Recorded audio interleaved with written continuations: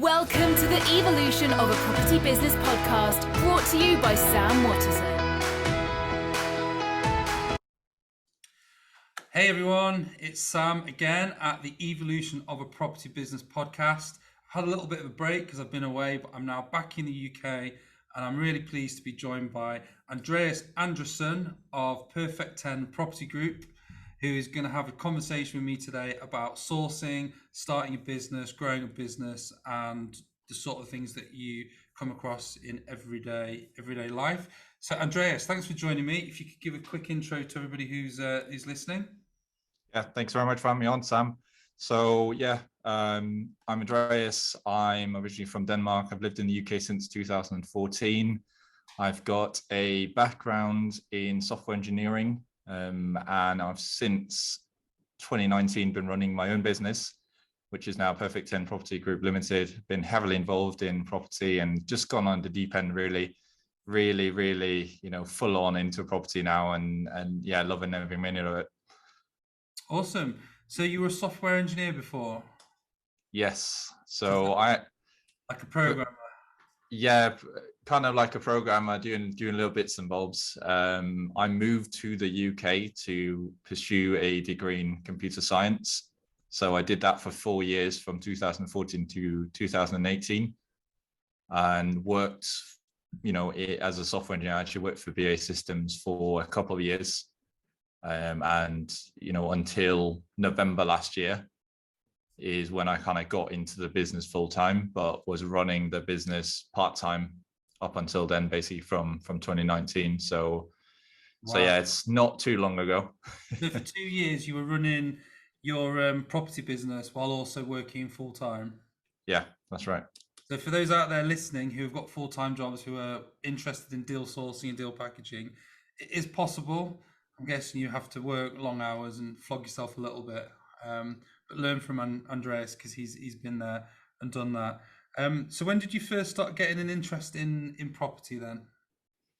So I think for me, it was, I had a moment where I kind of had some money saved up.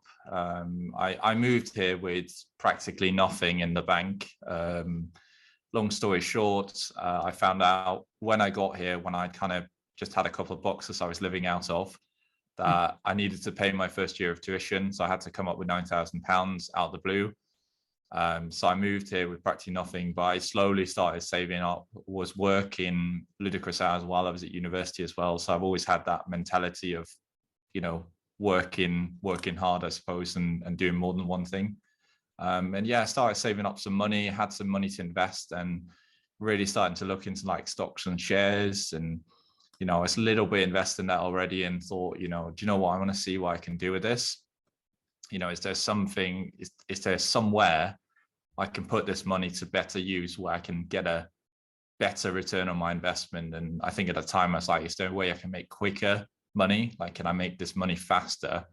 And we know that's not quite the reality of property, but at the time, it hadn't really occurred to me because coming from Denmark, property investment isn't really a lucrative business as much as it is here in the UK. Like you see so many opportunities here in the UK. So I just kind of went off the deep end of it, started reading about property investment, went to YouTube, just really started reading as much as I could about it and learning, just seeing all these opportunities all of a sudden in front of me, and decided to put that money towards training and, starting a company. Okay, so what was your sort of first move then? Was it to get some formal training, or did you actually go out there and start trying to find some properties first? I think my first priority was definitely to get training. So I went out and got training, looked at different strategies and whatever. So trying to find something that was suitable for the kind of budget I had, because I knew I didn't have enough at the time to kind of buy properties myself. So I think that's where I'm sure you'll know a lot of people gravitate towards deal packaging, deal sourcing being one of the kind of easy entry ones. Yeah. So that's kind of where I went.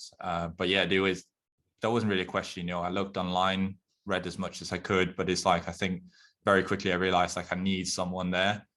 Like I can't do this on my own. Like I need to have some kind of formal training to really push this forward. I mean, you go through years and years of school and university to learn, a skill you're going to spend the rest of your life doing, right? Why wouldn't I do the same for property education? Yeah, definitely. I think it always amazes me when people talk down on property education, because everything we learn and everything we know in life comes through being trained, whether it be by our teachers at school or our lecturers at university, or even in a job where we have um, training programs at work and experienced members of staff who mentor us. It's exactly the same thing. It'd be like expecting a tennis player to be able to play tennis without having a coach. So there's a lot of opinions about property training out there. People are very vocal when they haven't done any training, and I think me and you are both from the same thinking that we want to learn from other people's mistakes and learn the best way. So am I right in thinking that you looked at property and you were looking at all the different strategies, and it was deal packaging and deal sourcing that jumped out to you as being a great way to get into the industry? Yeah, I think I looked at, obviously there's loads of things you can do with property in the UK, and I'm only scratching the surface within my own business now. But I think, a lot of places, again, it's when you look around the property education or whatever, deal sourcing, the one that usually jumps out as being sort of the one people say is a bit of a beginner strategy, like this is how you get started or whatever. I find that, now looking back, is not the truth for Yeah, sure. But I can see why, it's one of the only ones where it's like, well, you don't really need massive amounts of money to get started. That's not to say it's a beginner strategy just because of that, but I think that's the perception people have. But I think, as maybe 1,500, £2,000 will do you to kind of get started in deal sourcing, just in terms of setting up your company, your compliance, and everything. So it was quite an easy choice at the time. It was either that or things like rent to rent and stuff, but that seemed a lot more involved. It seemed a lot more risky to me as well. And certainly not something I wanted to go into before I kind of had some experience within the property market. yeah. I think the good thing about sourcing is you're sourcing for clients as well. So if you're new to it and you're working with experienced investors, you learn from them as well as learning as you go. And I totally agree with you in terms of it's kind of pitched as a beginner strategy. But I think there's a difference between sourcing a few deals on your own, Mm. working on your own, and then building a sourcing business and scaling a sourcing business. And we're both going to talk about in this interview how we set up and scale our own businesses, because we're very much of the mindset of having a business, building a team, and what I call doing sourcing properly, rather than playing at it for a few months to get a few deals to go on and do something else. So in terms of your training, what was the first company you did training with? So I did training with Progressive Property, Yeah, that I'm sure a lot of people would know, one of the biggest training providers. So obviously they have lots of courses. I did a 2-day deal packaging mastermind with them, yeah, which was kind of a follow on from, they do a lot of these free entry events. So you kind of get a little taster, so to speak, and then they kind of upsell you onto a little bit more sort of involved course. So it was a very intense 2 days course, which was sort of very comprehensive. Um, Did you do the well, MSOP, the progressive do, where you can get a flavour of the different strategies and then I didn't actually. I know a lot of people did, and it's the one a lot of people rave about on yeah, Progressive, being in Sophie, but I never actually did that one. I did a couple of others. I can't remember because this is quite a while ago now. But again, I tried a couple of free ones first to get a taste for everything, and then kind of jumped onto this one because I wanted to kind of make an informed decision. yeah. So anyone who's not quite sure what MSOP is, it stands for multiple streams of property income, and it's a free event that Progressive Property do, and they showcase a number of different strategies like no money down, deal packaging, commercial HMO, etc. And then those people that want to go forward and pay for some training can then choose what to specialize on and do a bit more intense training there. So Andreas has done the deal packaging 2-day weekend. I've also done that. It's a very good course. They teach you a lot of great things. Some really good trainers there. So that was back in 2019, was it? That's right. Yeah, it's September 2019, I believe, around about October, September, sometime around that winter time, Yeah. 2019. And then following on from doing the 2 days, then did you go straight out there and try and find some deals? What was your kind of strategy at the time? Yeah, I was definitely fired up. I think, you come out a lot of these courses and you're really fired up because you've just spent, for 2 days, your life has just been like this new exciting skill. Yeah. So yeah, I went straight out there. That's when I started a company, like opened a company, got set and like doing all the compliance, running through all of that. Started ringing around, started contacting estate agents, doing everything they kind of teach you, right? Is, go out there, contact estate agents and, get the deal and then find the investor kind of approach. So yeah, I was definitely straight off the gate. Very, very eager to get going. Yeah. And you source in Leeds, don't you? So I presume when you did this training course, you were focusing on stuff in the Leeds area. How did you find the market in your area compared to how they trained you on the 2-day course? Very different, very different. I think obviously there's a way to teach it, which is like you teach the skill, and then progressive. I know they do a lot of stuff in around Peterborough, and I think Nottingham for some of them as well. But I don't know if there's anyone in progressive who does like Leeds. And I've obviously since come to learn the property market in Leeds a lot better. And it's like I always say this to investors I work with as well, that are interested in working with us. It's like, well, if you're buying in Leeds for your year one returns, you shouldn't. Yeah. Like, it's just the wrong place for it. If you're buying there for for the 3, 4, 5+ years returns, absolutely buying Leeds, right? Yeah. Because I'm sure you can go to a small village outside of Wakefield or a small village somewhere in the UK, right, and you can get great first year returns. Yeah. But then you're not taking into account, all the ways you make money in property. So, I mean, you know this as well, like you've got obviously, capital appreciation, you've got rental income, and you've got rental appreciation as well. And, if you can tick one box and say, I'll get great first year returns, that's fantastic. But if you're not getting capital appreciation, if you don't have the rental demand, and if you don't have a rent that keeps increasing year on year, you kind of shot yourself in the foot anyway. Yeah, definitely. And one thing I always say for people to think about is the non-tangible aspects as well. So by that I mean the things that are not linked to the finances. Hmm. And the example would be a property in an area where you're going to get a good yield on paper, but if you get an awful tenant and you have an awful experience and you're worried about the phone ringing and you're anxious, then it doesn't really matter how much money you're making if it's making you miserable. So you need to think about that. And I think Leeds is a very good city where, because the property market's so strong and the rental market's so good, you're always going to get decent tenants, and you should, touch wood, nothing's perfect, get a good experience. And so I always try and hit home to my investors that you're not just investing for what the spreadsheet says on day one, but you're investing for the long-term returns over 5-10 years longer, if you're in it for the long run. But also you want peace of mind. You don't want to buy a property that brings in money that gives you a massive headache. And it's just making people realize that, I guess. Yeah.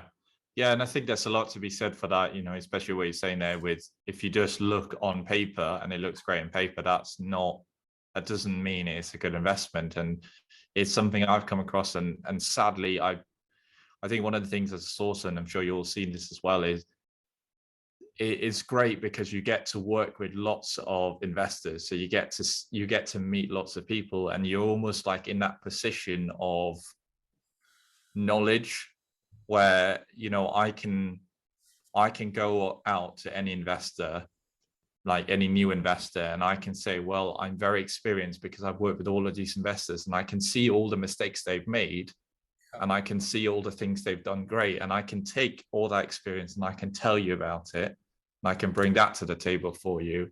And it's like, you don't really get that if you just invest in property yourself to the same level. Yeah. Which, we've had a couple of investors who come to us from another sourcing company. I won't mention names, but they've been sold properties which look really good on paper, but I could tell straight away when they told me the address of that property. It's like, I would never ever in my life had advised you to buy a property in that area, in that, on that address, because I would be able to tell straight away this would be a headache for you, this would be an issue. Yeah. So what you're saying there is like, I completely agree with, because I think there are people who kind of go into it blindly like that. And I see a lot with overseas investors, right, who aren't locals to the area and they don't know any better, and they kind of get taken advantage of a bit, Yeah. you know. Okay, so talk to me now then about your business model. So what do you do at Perfect 10 from sort of start to finish? So the best way I describe it is, and the way I always talk to investors, is we're not selling properties, we're selling a service. And I think there's a very key difference there. And it's not really the way property sourcing is taught by most educators, because the approach we have is we have a very close relationship with each one of our investors. Yeah. And our ideal customer avatar, as it were, is people who, a lot of the clients we have are overseas. A lot of the clients we have are people who have money but no time and want to invest in property but don't really know where to start. Yeah. So that's really where we come in. So really what we bring to the table is not the property, it's the whole service. So the property is part of that. So it's kind of saying, okay, well, what's your budget? We'll go out and find a property for that person. But not only that, we've got a great set of solicitors we work with that we can recommend so they can help with the transaction. We've got some great mortgage brokers we work with. We've got some great surveyors we work with, got insurance brokers we work with. And we've got, letting agents we know as well that we work with. So, and we've got a build team that's pretty much in-house right now because they just do work for us. So it's kind of like we can take and give you an investment. You give us however much money you want to invest, we'll give you an investment basically. Yeah. But for the buyer, I always say, that's investment and money and time. So it's like, yeah, you could do it yourself, but then you've been spending your time. And if you don't have that time, that's what we're selling. So one, it's the expertise, and two, it's the time that we give and the convenience, I suppose, that we sell to people. Yeah, especially because you said earlier that you work with the overseas investors. So especially if the clients don't have the opportunity to go out and do the viewings themselves or they're not local.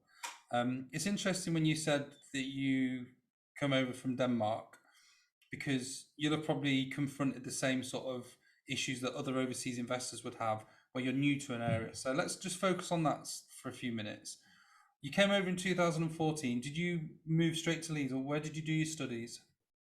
Yeah, I moved straight to Leeds. So I've lived in Leeds the entire time, pretty much. I mean, I travel quite a bit, you know, since I moved here as well. So I've seen a lot of UK. Surprisingly, not been to Scotland yet, but I've seen a lot of the UK, and I know a lot of UK cities, and I've been to them multiple times, especially some of the bigger ones. But yeah, it's been Leeds since 2014 where I've actually lived. And how long do you think it took you to really get a feel of the areas and the type of properties and the little micro economies of each different area of like that's the student area and that's how that works and that area does these things, How long does it take you to really get an understanding of how it all works together? I think, I mean, you get, first of all, I think you get a different perspective once you start learning about property investment, because a lot of these things you don't really think about. I wouldn't, when I moved here, I wouldn't think about, oh, what's it like in Middleton, which is south of Leeds. So I wouldn't think about, oh, what's it like in Crossgates or whatever, because it's like at the time I was living student accommodation in, Headingley, which is the biggest student area that we've got in Leeds. So I guess you don't really think about it sometimes, just living in the city. But then I guess, to give you an answer to that question, I guess from 2019, probably within a sort of a year, I felt pretty comfortable and I could kind of say down to a street level where I would invest, because I kind of really started digging down into it, reading about the areas, using online tools to really figure out, what's, like, to use your word there, like what's the macroeconomics of this area? Yeah. What's the crime like? What are the amenities here? What are people saying about this area? Which is like, there's the numbers and then there's that, right? There's the macroeconomics of it. Yeah.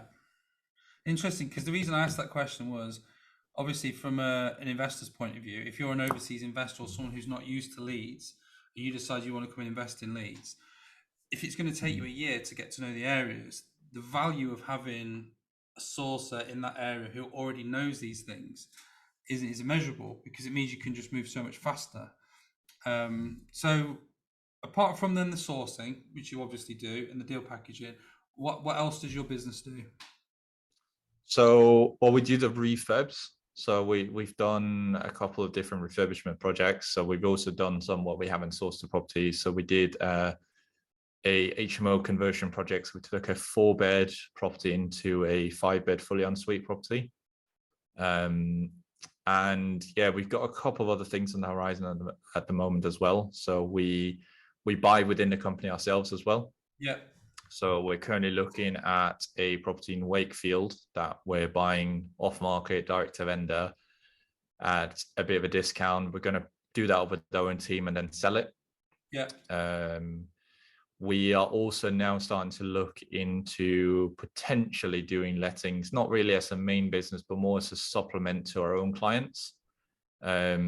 Reason being, we've found a lot now because of the kind of one-to-one relationship we have with the clients, where we keep a WhatsApp group open with every single investor, so we kind of keep them up to date about where they are in the transaction. What's going on with the property, any issues, any blockers, that sort of thing. And we find, even though on the back end when we kind of hand it over to letting agents or social housing partners, etc., we find that they're still asking us advice, and we're happy to kind of help and assist them, whatever. But it kind of led us to think, well, if they're still asking us advice on the back end, there's still that element of trust. Yeah. Why don't we potentially just start taking on the lettings more as a little bit of a bonus to as well, just to sort of close that circle a little bit, because it is the only thing we don't do currently. But I mean, other than that, I guess it would enable us to open some more avenues for investors as well. Yeah. So one we've looked into now is social housing of late, which can be very, very profitable. It kind of helps house vulnerable people as well, which is fantastic. So you're creating a win-win. And we're also looking into rent to rent with our own investors. So literally in the back end, giving them the opportunity to rent it back to us. Yeah. And then using it for, for example, service accommodation, etc., which is a model we're going to be testing as well.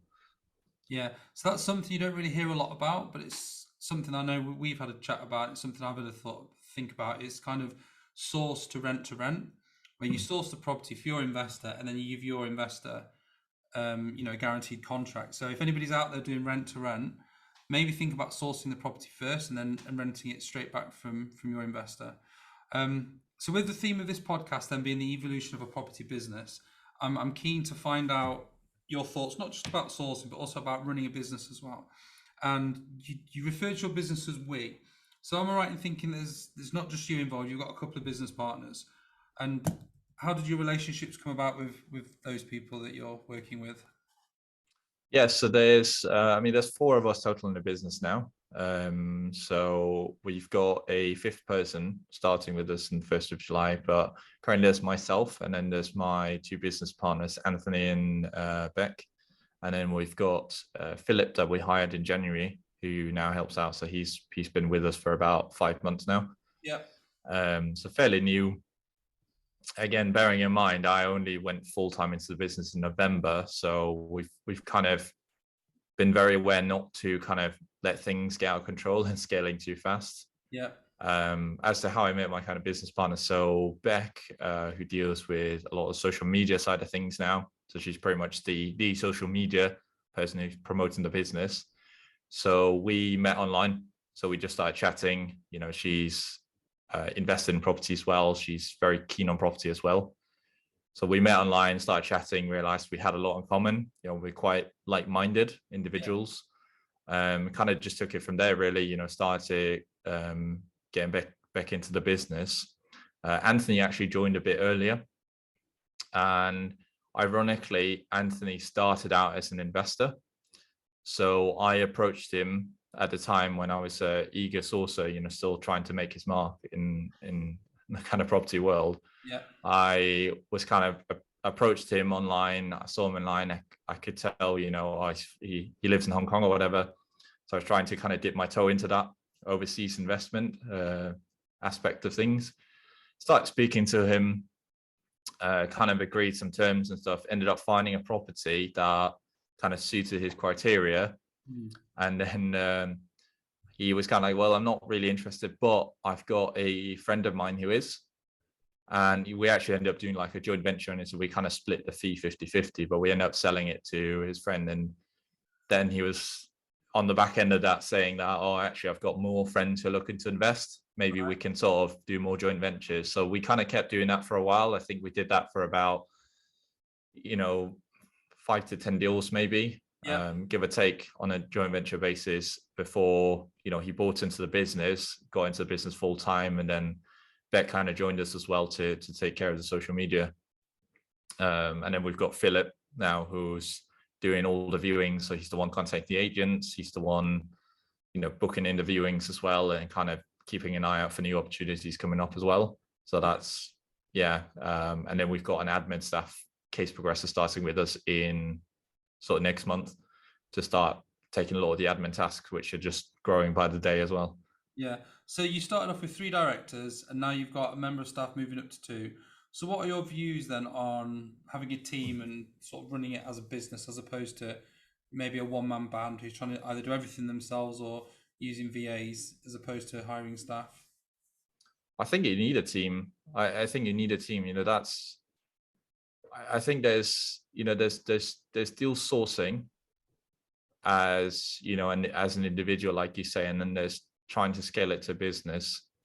And it's kind of coming back to that. I know we've spoken about this in the past as well. It's kind of coming back to, like, you can't, if you went out and did deal sourcing exactly the way it's taught by most educators, I'm not saying all of them, but I'm saying by most of them, you could not build a business in that, in my opinion, because it's being taught that you need to often go out, find below market value properties, and then the investors will come once you post that deal, right? Now, the reality is that doesn't really happen. And I know that because I tried it that way for the longest time before I really started getting traction. Yeah. I mean, I'm not ashamed to admit that, even though I started the company in 2019, I didn't really start getting results until maybe middle of 2020 is when things really took off, because I think you can be a busy fool. Right. I think you can do everything yourself. You can go out there, you can try and find these below market value deals, and then you can try and find an investor. But let's say you've spent 50 hours doing all of that work and you sell one property deal for, I don't know, £3,500 to £4,000. Right. So now you can work out your hourly rate from that. Well, what if you can find some more sensible investors instead, who appreciate that you're selling your time and are willing to pay for that? Yeah. And find more of them. And then from that, that's scalable, where I feel like the other way it's not, because if the market kind of runs dry, if there isn't, right now we're in a market where prices are insane. Like, good luck getting anything at a massive discount right now. So like, if that's the way you'd built your business, you'd really be struggling right now. And I think I realized that, later than I should have, but hey, here we are, that, you can't build a business in that. You need to build business on what you can find, and then finding investors to suit that. Yeah, I think we definitely agree on the approach to that. So what's your approach to sourcing now then? If that's how you kind of try to tackle things in the early days, what's your view on the best way to do it? So again, I think the key thing is the investor, much more so. And what I mean by that is there's a couple of things in there. So I think it's managing the expectations of the investor. But the only way you can do that is if you really know your area. And this is kind of where I think it comes back to, you can't really come into sourcing and think it's a beginner strategy, because you need to know your area inside out. You need to know the conveyancing process. You need to know property refurb. You need to know property insurance. You need to know a lot of things, and you need a team around you who can do all of those things ideally, so you can build that service you're selling. So really our approach to it now is we try and, again, we have that kind of ideal customer avatar, which is people with not a lot of time or in other words, that could also be translated into they're too far away, right? Yeah. So like if you're in Hong Kong, or whether you're in London but you don't have enough time, that roughly equates to the same, right? And then the second is, do you have money to invest? And what's your alternative? Because I think if you're already a property investor, if I'm a sourcer, and this is the way, again, coming back to how it's usually taught, if I go to a property networking event and I try and find existing property investors, they will want very high returns because they understand property. They comparatively understand that, oh, well, I have this property I've just purchased for XYZ, which is giving me, I don't know, 15% return. Your expectations already set there. But if your alternative is for an overseas investor in Hong Kong, it's not a good investment to buy a property in Hong Kong. It's very expensive. It's not nearly as good on the rental side of things. You could sell your property in Hong Kong and you could buy 4 or 5 here. Yeah. And you might, quote unquote, only be making 6 or 7%, but it's all being done for you. You don't have to lift a finger. Yeah. So that's our approach now, which is finding those people who appreciate that service that we bring to them. Yeah. Even though the returns aren't, sky high, we try and look for the people who appreciate that property is a long-term game at the end of the day. I think that's the key difference. Yeah, good. I mean, it's right. Look for people who have got the money but haven't got the time, who don't want to take on the risk of high risk strategies. They want something that's safe and secure and something they understand as well. If they're not property people, but they want to invest in property, they'll probably understand buy to let and they'll understand the rental model. But if you start talking to them about rent to rent, service accommodation, things like that, you're probably taking them out of their comfort zone. And unless they're looking to invest their time to learn and understand more complex property investment strategies, sometimes you can be just confusing people more than actually helping them. Yeah, and I think it's about sort of picking the low-hanging fruit a little bit as well. And that sounds really bad, but exactly what you're saying there. There are people out there who don't want anything complex. They want something fairly straightforward. And a lot of the overseas investors, it is just that. It's buy to lets. They don't want. You could tell them about rent to rent, they wouldn't know what that is. Some of them you could even tell them about HMOs, they wouldn't know what that is. A lot of these people are buying their first investment property in the UK ever. Yeah. So like the property is so secondary to them almost to the service they're getting. Yeah. And they are fantastic clients to work with, when you really take care of them and you give them that service, they really appreciate it and they will pay the money. I think it's important to look beyond the money side of things and ask them what's important to them. I know from speaking to people who are overseas, they just don't want to get conned. They don't want to get scammed. That's the most important thing, that whatever they invest in is actually legit. Because, there's a lot of dodgy investments out there, not just in property, but lots of different things. And, people are worried about losing the money and being taken for a ride. Yeah, and I think you're 100% right in that. I think, I've seen it. Again, we've had a couple of investors who've come to us after they have been burned by someone else. And it's really, really sad to see, because obviously if you're sat overseas and you're just looking at that piece of paper, which tells you these are the numbers, and you put your trust in someone and then you get burned, right? Yeah. I've always come at this from a value first mindset. Yeah. And, add value to people and to your clients, and then they'll pay you on the back of that, right? Yeah. That's how you make the money. And I think also, ultimately, why would I be selling a 15-20% property deal? Like, there's just no reason, there's no incentive for me to do that if the fee I make is the exact same as I would make on something that's 6-7% return. Yeah. And that's not me being funny saying that. That's just me. In an ideal world, what you ought to be doing as a sourcing company is buying those deals for yourself. Yeah. Right. And then selling the others.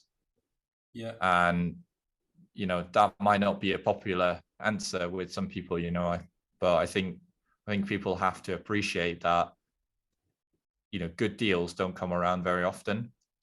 So you shouldn't expect to be able to just buy them readily available just about anywhere.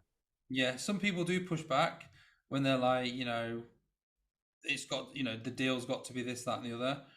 And I think those people don't appreciate the time. So if you're a sourcing agent who's experiencing this, where you've got people who are like, that's not a good enough deal for me, rather than wasting your time trying to find deals that are good enough for that investor, spend your time trying to find an investor who's got a bit more easy to service requirements. Because the problem with people that want unicorns is if they're going to be really, really picky, they could be speaking to every sourcing agent in the country. Yeah. A lot of time looking for a deal, and then they find something that's somewhere else where the numbers might work in their head for them better in another area, but it's not necessarily mean it's a great investment. So one of the questions I always ask my investors when they register and we're on a discovery call is, why are you interested in leads? So it's very interesting for me to know that they specifically want to invest in leads for very specific reasons. I used to come into uni, or I've been researching the areas and narrowed it down. When they're like, well, I'm speaking to people in Leeds, Birmingham, Manchester, Liverpool, I always think, well, there's less opportunity for me to make a fee here because you haven't really identified that you want it in this area. And then I've got to do a little bit of teaching here to try and get you invested in this area. Whereas if they've already done that and they've already narrowed it down to leads and they understand how the property market works in your area, then it becomes a lot easier. So the thing you've got to do when you meet new investors is you've just got to spend a bit of time getting to know them and work out whether or not they fit in with what you can offer. And if they don't, put them on your mailing list. If anything comes up that takes their interest, they can buy it. But rather than, the mistake I see people make all too often is they register an investor and they spend all their time on this one investor because they think they're never going to register another investor, or they don't think there are that many investors out there. But the news is there's investors at 10 a penny. There's hundreds of them. Yeah. You should be bang registering them, bang get another one registered, bang. You want to be registering 3, 4, 5 new investors every week. And if you continually do that and you have conversations with each and every one of them to find out what they're looking for, you can then narrow it down. And you might speak to 20 people before you find one that hits the spot. But if that person hits the spot, goes on and buys multiple deals, then it's worth. So you need. I think to what you were saying there as well, like resonates a lot with me as well, because I think when you're starting out in sourcing, right, and I know I was guilty of this, you don't have that abundance mindset when it comes to investors. You have this very closed mindset that investors are rare. Investors that want to work with me is rare. So as soon as someone says, yeah, I want to work with you, even though they haven't paid you anything, they just told you they want to work with you. Yeah. You'll all of a sudden want to drop everything for that one investor, right? And you just do everything they tell you to do. And I can honestly say there's not a single one of those investors I met when I got started that I'm working with now, because they were wasting my time. Yeah. And I think, like you were saying, the people looking for the high return unicorn deals are often the ones sat on multiple mailing lists. So ultimately, they don't really want to work with you. They just want the best deal. And those are also the people, like you say, that will waste your time. Yeah. And I've seen it, I've spun my wheels just wasting time on those investors. And I think it's a dangerous spiral, because it can feel like you're doing a lot when you're out there. You've just come out of sourcing course, you want to do sourcing, you want to make the big money or whatever, and you're seeing, I can make 3,000-4,000 grand just by selling one property. Yeah. And you go out there and you start registering investors, and you get a few, and you get over the moon and drop everything, you try and find something for them. It's like, it can feel like you're doing a lot when you're just registering investors, but not actually finding good investors. You're just picking at everything you can find. Like, you're just using the scattergun approach rather than, trying to either register so many investors that you end up with one good one, or you spend a bit more time. And this is what I did to kind of come back to that question you had, like, how did I go about it? I spent a lot of time on that value mindset. So I spent a lot of time researching the areas, researching like it from a property investment perspective, what's going on in Leeds, developments, what's the Article 4 area, what selective licensing area, and just becoming an expert in my area. and then putting that in documentation and videos so I could show that to investors to showcase, hey, look, I'm an expert in my area, Yeah. and building that trust with them that way, which worked wonders. I mean, that's really how I got the good investors, is spending a bit more time, almost, again, I say it's like kind of taking a step back to take 2 steps forward. Yeah. You kind of slow down, you really just huddle in front of a laptop for a while, and you put these videos together and you put these guides together, and you're not out there speaking with investors yet. And it's almost a bit of a delayed gratification. Yeah.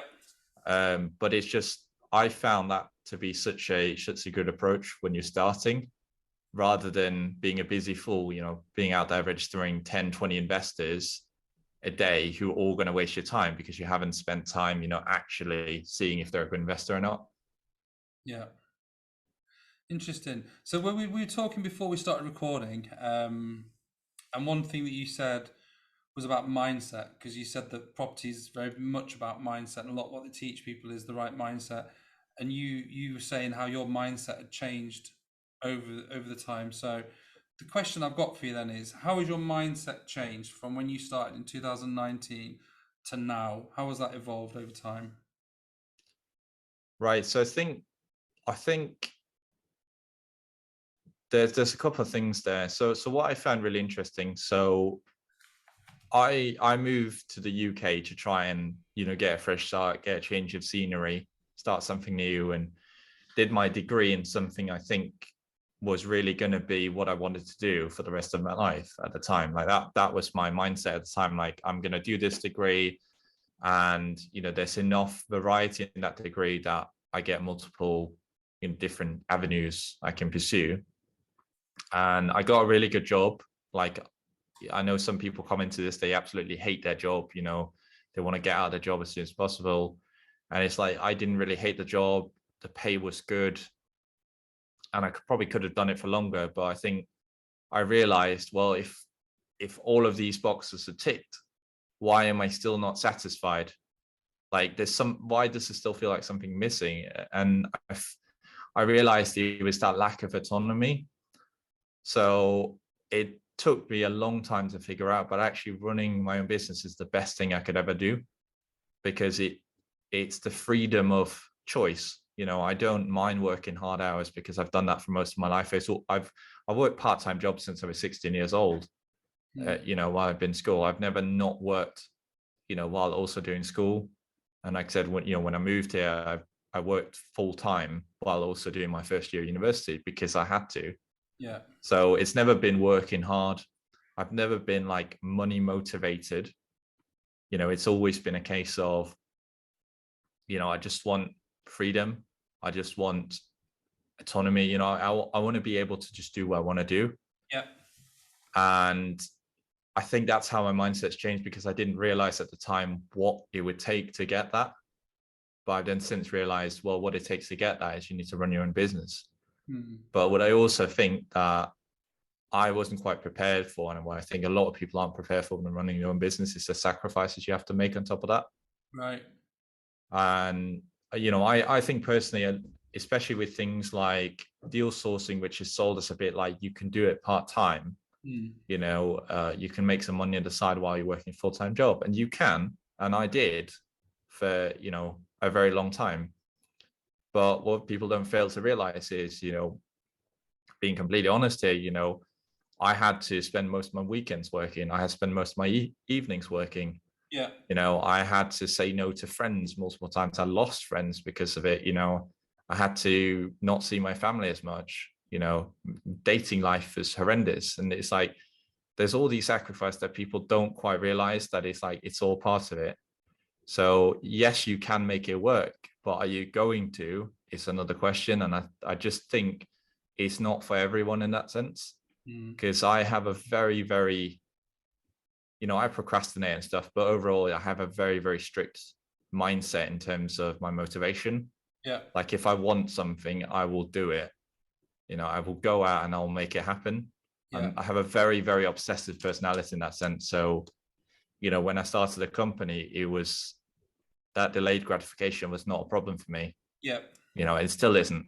We have a long way to go, but even now I'm like, we have all these things to do, but all good things take time, and it takes hard work, and I think I often think, I'm a little bit different to a lot of people in that sense. Like, certainly a lot of the people I surround myself with now are more like-minded in the mindset in terms of their attitude to working. Yeah. But like I said, I also have people around me who just don't quite get it, what I've set out to do. I remember someone asking me if I was in a pyramid scheme, Right. because I was like starting to post loads of social media about like what I was doing, property and everything. And yeah, just someone I hadn't spoken to for a while kind of reached out to me, one of my friends, and said like, are you part of like some pyramid scheme or something? I was like, no, I'm just like trying to get my business off the ground. So I think you have to be a little bit weird to kind of run a business, and you have to have a little bit of a different mindset than most people, I think. Yeah, I did a video with someone 6 months ago or last year sometime, and the question he asked me was, can anybody run a business? I was like, no, because you have to be able to do something for 10 hours a day, 5 days a week, or 7 days a week, and get nothing back from it. Mm-hmm. You need to be able to do that consistently, week in, week out, and not let it get you down. Especially with deal sourcing, because deal sourcing is a pipeline business. You agree a deal, it goes into legals. You're building a pipeline for the future. But I learned at a very young age that things I did today, 6 months, 9 months, 12 months later, would pay off. And when things start paying off that you did a year ago, that's a really good feeling. Yeah. And you've got to get addicted to doing stuff and getting nothing back from it, knowing that you'll get some kind of payback in the future. And sometimes you'll spend so much time on one thing and get nowhere, and then something else will fall out the sky and it'll just land on your lap. You'll be like, where's that come from? But if you put in the energy out there and you put in the information out there, then something's going to come back. Someone's going to listen to your podcast or see one of your posts from 6 months ago, and it's going to hit the spot with that person. So you've just got to keep going. So it's really interesting what you're saying then about delayed gratification, because I think that's huge. If Yeah. you can't wait for the results in this game, then you're going to struggle. Yeah, absolutely. And I think that's the biggest thing. And it's really hard in today's world, to be fair, because we have all these things around us, which is all instant gratification, everywhere around us. And especially the way, like, I think people always need to take, social media with a bit of a grain of salt as well, because especially when it comes to property, I mean, couldn't even count on two hands, right? The number of people who put stuff out there, content on social media about their property journey, and then never share the bad stuff. Right. Like I try and do that, and kind of be honest, say I had a really shit month because, we lost 6 offers or whatever it is. And, we had 2 deals fall out of bed or whatever. And it's like, that happens. Like you're saying, it's a pipeline. You're constantly cramming stuff in, you lose deals. And it used to really put me down when I started. It was kind of like, it'd feel like the end of the world. Like, oh shit, I lost that property deal, or, this fell through, or this issue came up and now the investor's pulling out, or whatever. And it used to just be the end of the world. And now it just, just flies right off me. Like it just doesn't affect me anymore. I think that resilience comes from experience, doesn't it?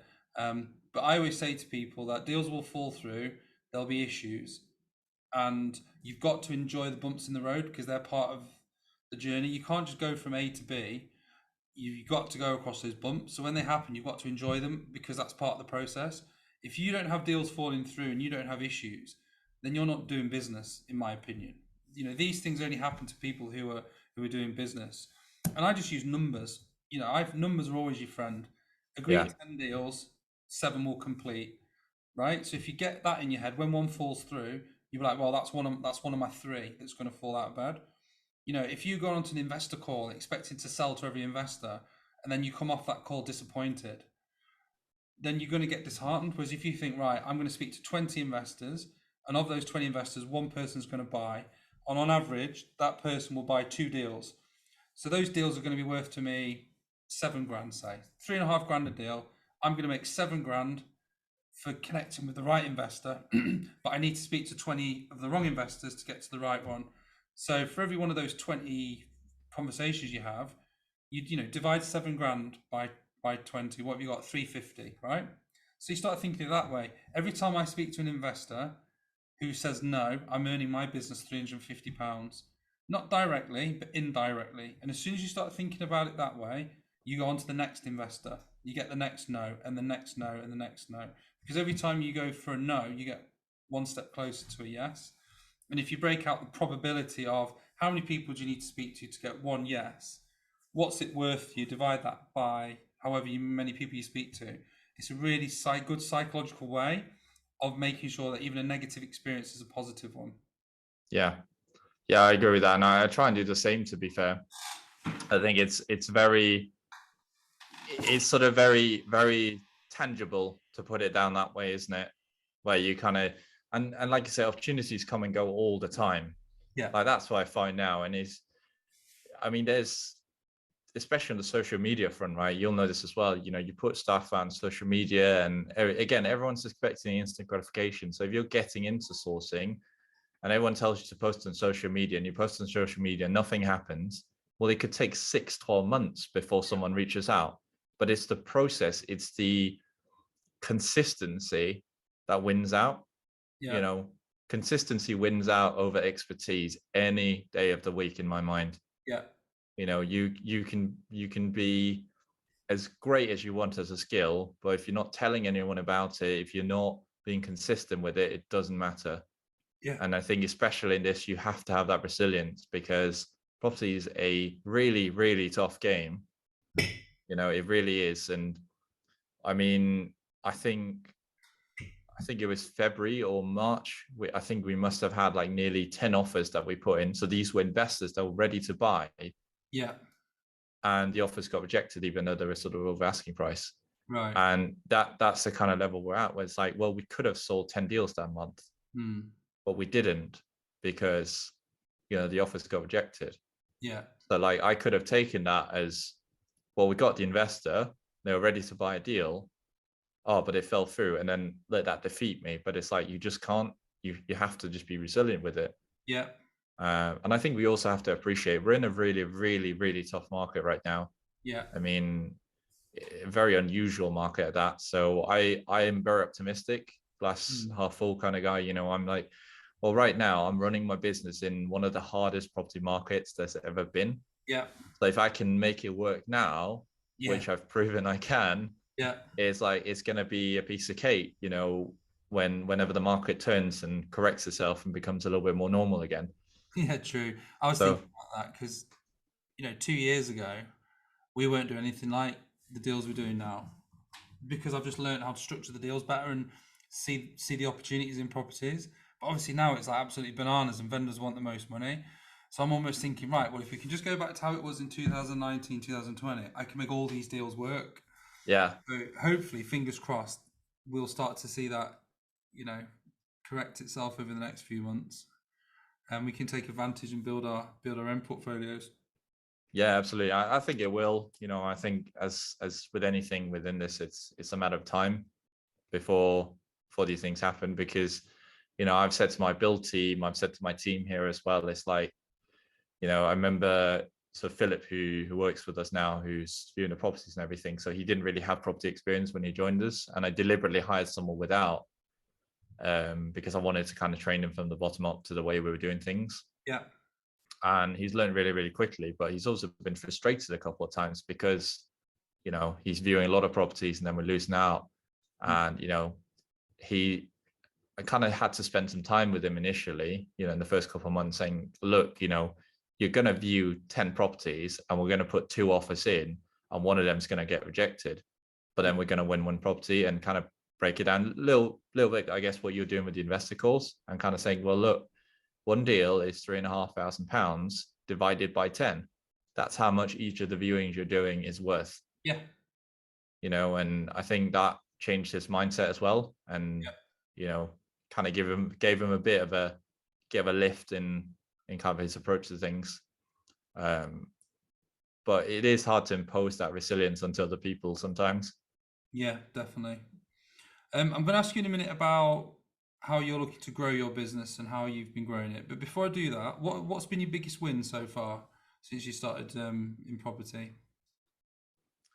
I think since starting in property, I would definitely say, obviously, getting on my job, that was scary, really, really scary, because obviously it's like you're losing that consistent income, and now you're banking everything on your business. Yeah.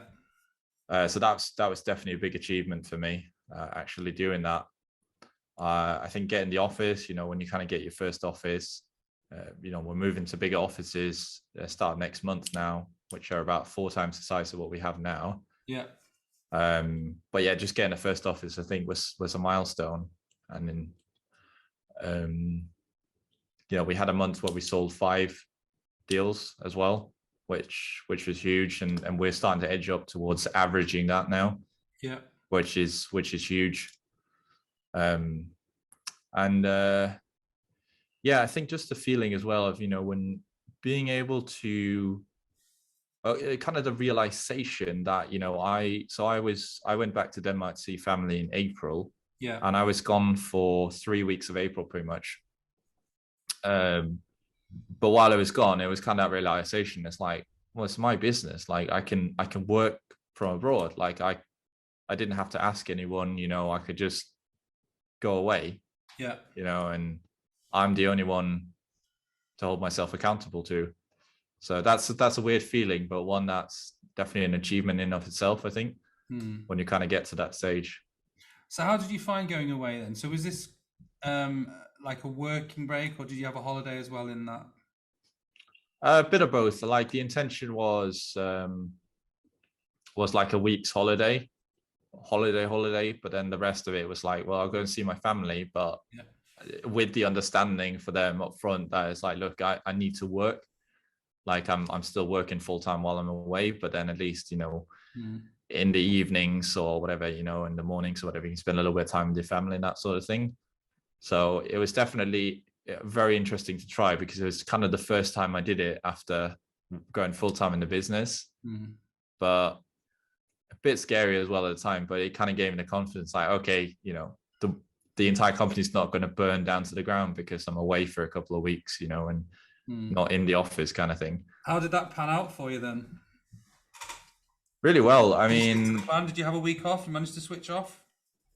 Yeah, for the most part, I think a week's the most I can do. I think I get very jittery, I get very antsy when I'm spending too much time away, because even if I'm working abroad, it still feels like, I'm not in the office, I'm not with my team, I'm not in the trenches grinding. Yeah.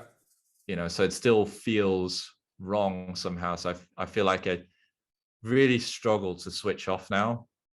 But I think I always have, in a sense, because I've always had the mentality of, my brain's racing at 500 miles an hour any given time. And, I'm always thinking business, or I'm always thinking, of 5 different things at once or whatever. So I think it's always been very hard for me to switch off.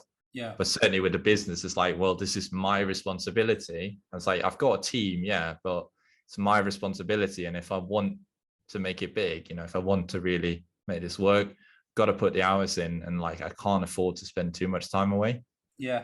And I think that's something I need to, hopefully in time, as we get more team members, right now I'm covering a lot of ground. I've kind of got my fingers in a lot of pies at the moment, but hopefully when we get more staff in as well, I can sort of start to detach myself a little bit more from working so much in the business and work a little bit more on the business.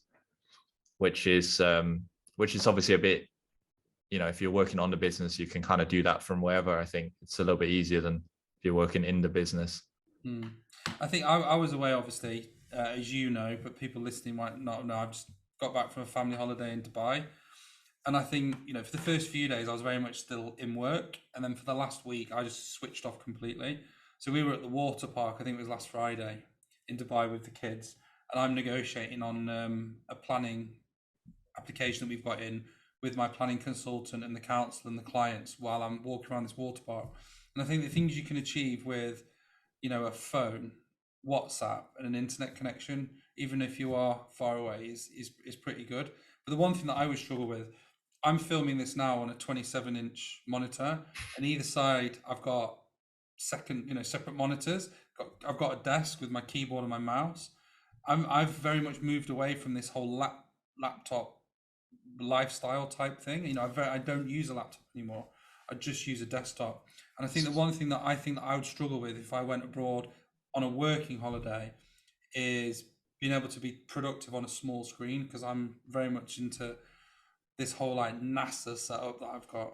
Yeah, I'm the same, to be fair. I've got a 32-inch ultra wide monitor, like a curved monitor, Yeah, as a primer in the office, and then I've got my laptop on the side as a secondary screen. And to be honest, when we're moving into the big office, we'll have bigger desks as well. So I'm probably going to have a third screen then, yeah, because that's how it worked. When you're in software engineering, you work with multiple monitors as well. So it's like yeah. I've always been used to that. What I did when I was away actually is I bought a tablet, but like a 13-inch tablet that I can Right. use as a second screen, which actually helped a lot. So I can use my laptop and I can still have like a second screen, Yeah, which was a good alternative. Not quite the same, but it did the job. yeah. I bought a an iPad Pro with a case that turns into a keyboard, thinking that I would use it to work on. In the end, it's just the kids just use it to watch YouTube. Uh, I just stick to working on my desktop. So I'm going to be wrapping up the interview fairly shortly. So what's on the horizon then for Andreas and Perfect 10? What are the things that you're working on to grow your business? so well, we've been raising a lot of investor funds to start building the portfolio in the company. So that was one of the big achievements actually of late. Is we raised the first kind of big pot of money we raised, which was £70,000, that we raised at a 7% yearly return for 2 years. Yeah, So we're now using that for projects within the company. So we're looking at doing a flip project yeah, in Wakefield, which should hopefully make £25,000-30,000, which, given the 70,000, that's none of our own money in that sense. It's really, really good. And we can obviously then pay back that investor that money and still have money left over. yeah, So I think definitely, raising more investor funds so we can really start building a portfolio, get creative. So anytime a deal comes across to us, yeah, kind of take that approach of what do we want to do with it? Do we want to buy ourselves? Do we want to source it? And being able to do more joint ventures as well, yeah. with investors. A lot of things in pipeline. So we started doing a lot of off-market stuff now as well, and assessing that and getting access to Rightmove as well. So we can now sell stuff on the market, which Okay, is so you're going to start selling deals as well. yeah, because I think my mentality is right now, especially off market, you never know what you're going to get. You can get all sorts. One thing's for sure, you're never going to get exactly the property you're looking for. Yeah, So what I want to do now is really start monetizing everything that comes in, and I've kind of set in motion plans to do just that. One of which is Rightmove. We've got a couple of other avenues we're exploring as well with software to help us monetize deals. yeah, And then, like I mentioned, I think the next big thing as well will possibly be the lettings, which will be lettings for own investors, but also I want a lettings manager basically who can handle service accommodation as well, bookings, right. cleaning. Yeah, So we can really start doing this source to rent, rent yeah, to SA. So we can start renting them back from our own investors and using them as SSA. So I think that's probably the next sort of big thing we want to start doing is just that rent to SA, yeah. but only sort of with our own investors. Cool. And if people want to find you, get hold of you, where's the best place to get in touch with you? So they can find me on Facebook. So I kind of turned my personal Facebook profile that I rarely used anyway. So that's kind of like business only now. So they can find me on there. My name, Andreas Andresen. We've got a group page as well for the company. So Perfect 10 Property Group, which is where we post all the stuff we do. My personal profile is a lot more sort of my personal life, what I'm doing, in the business and stuff.